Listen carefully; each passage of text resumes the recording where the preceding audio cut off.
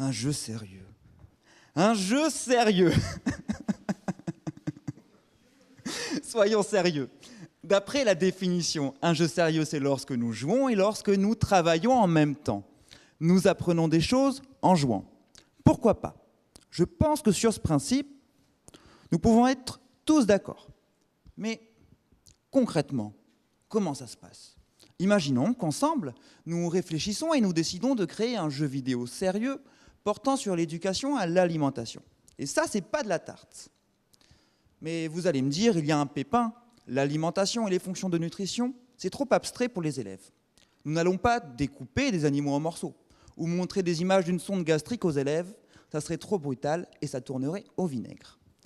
À la place, nous pourrions cartooniser le corps humain pour le rendre plus accessible. Cela s'appelle l'immersion, celle qui permet à un individu de rentrer facilement dans le jeu. Et l'immersion n'est pas que graphique, elle est aussi technique, puisque le joueur peut rentrer des informations à lui, comme son âge, son sexe, son poids, sa taille, pour que le jeu s'y adapte en calculant par exemple son besoin en calories.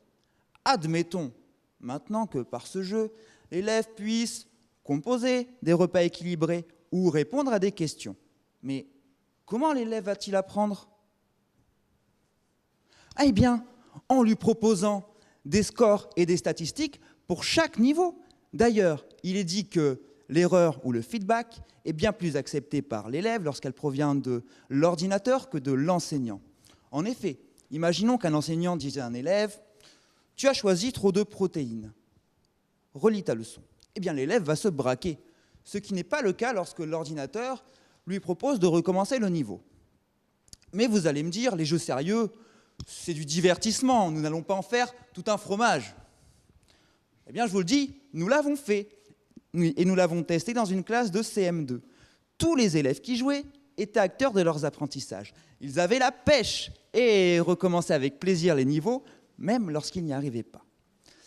Ils ont réussi à concevoir des repas équilibrés et à acquérir du vocabulaire autour de l'alimentation.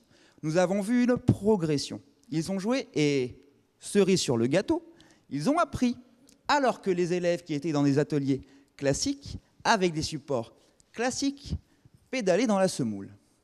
Mesdames et messieurs, les jeux sérieux ne remplacent certes pas les enseignants, mais peuvent s'avérer être des outils utiles pour nous et nos élèves. Ainsi, j'ai montré que les jeux sérieux ne comptaient pas pour des prunes. J'espère vous avoir ouvert l'appétit. Merci.